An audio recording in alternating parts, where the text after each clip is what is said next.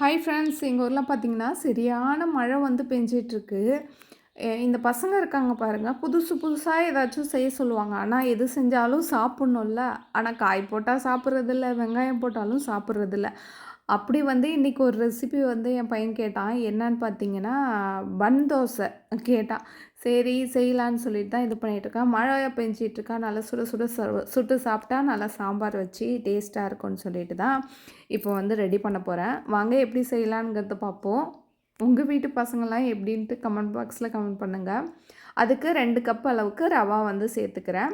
அதே கப்பில் 1 கப் அளவுக்கு தயிர், 1 கப் அளவுக்கு தண்ணி சேர்த்து நல்லா மிக்ஸ் பண்ணிவிட்டு ஒரு 10 நிமிஷம் அளவுக்கு ஊற வச்சுக்கலாம். இப்போ நல்லா 10 நிமிஷம் ஆகிட்டு இதை வந்து ஒரு மிக்ஸி ஜாரில் வந்து சேர்த்துட்டு கொஞ்சமாக வந்து தண்ணி சேர்த்துட்டு நம்ம நல்லா நேவாக வந்து அரைச்சி எடுத்துப்போம். இப்போ அரைச்சி எடுத்ததை அதே பாத்திரத்துலேயே ஊற்றிட்டு தேவையான அளவு உப்பு சேர்த்துட்டு நல்லா மிக்ஸ் பண்ணி விட்டுட்டு இப்போ இதுக்கு ஒரு தாளிப்பு ரெடி பண்ணுவோம். அடுப்பில் வந்து வானல் போட்டுட்டு 2 ஸ்பூன் அளவுக்கு எண்ணெய் ஊற்றி கடுகு, கடலப்பருப்பு வந்து சேர்த்துக்கலாம். இது லைட்டாக வந்து கலர் வந்து சேஞ்ச் ஆகிடும். சேஞ்ச் ஆனோடனே இஞ்சி, பச்சை மிளகா கொஞ்சமாக வந்து சேர்த்துட்டு நல்லா வந்து அதை வதக்கிட்டு சின்ன சின்னதாக கட் பண்ணி வச்சுருக்கேன் பெரிய வெங்காயத்தை அதை வந்து சேர்த்துக்கிறேன். நான் 1 வெங்காயம் அளவுக்கு சேர்த்துக்கிறேன். இப்போ திருவி வச்சுருக்க கேரட்டை வந்து இதில் சேர்த்துக்கலாம். சேர்த்துட்டு நல்லா வந்து வதக்கிப்போம்.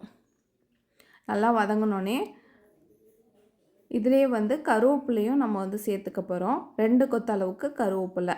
இந்த தோசை வந்து எத்தனை வரும்னா ஒரு 7, 8 தோசை கிட்ட வரும். இப்போ நல்லா வதக்கிட்டு அதையும் இந்த மாவோட வந்து சேர்த்துட்டு நல்லா வந்து மிக்ஸ் பண்ணி விட்டுப்போம். கடைசியாக கொத்தமல்லி வந்து சேர்த்துக்கணும். இதில் நல்லா மிக்ஸ் பண்ணிவிட்டு பேட்ரு வந்து ரெடி ஆகிடுச்சு. இப்போ வந்து நம்ம வந்து பன் தோசையை வந்து ஊற்றலாமா? அதுக்கு வந்து இந்த தாளிப்பு கரண்டி இருக்குல்ல, அதை வந்து போட்டுட்டு அதில் கொஞ்சமாக வந்து எண்ணெய் ஊற்றி ஒரு 2 1/2 கரண்டி அளவுக்கு மாவு வந்து ஊற்றிப்போம். இது ஒரு சைடு வந்து நல்லா வந்து வேகட்டும். ஒரு சைடு வெந்தோடனே நம்ம அடுத்த சைடு வந்து திருப்பி போட்டுப்போம். 2 சைடும் வெந்தால் சூப்பராக வந்து ரெடி ஆகிடும். ஆக்சுவலாக இது வந்து நான் ஃபுல்லாக அந்த காயெல்லாம் போட்டு தான் செஞ்சேன். ஆனால் என் பையன் வந்து வெறும் கேரட்டை மட்டும் போட்டு தான் அவனுக்கு வந்து ஊற்றி கொடுத்தேன். எனக்கு வேணாம், வெங்காயம் இஞ்செல்லாம் வேணான்னு சொல்லிட்டான். சூப்பராக வந்து பன் தோசை வந்து ரெடி ஆகிடுச்சு. சாம்பாரோட தொட்டு சாப்பிடும்போது அவ்வளோ டேஸ்ட்டாக இருந்துச்சு. கண்டிப்பாக வந்து ட்ரை பண்ணுங்கள். தோசை மாவு இல்லைன்ட்டு ஃபீல் பண்ணாதீங்க. தேங்க்யூ, பாய்.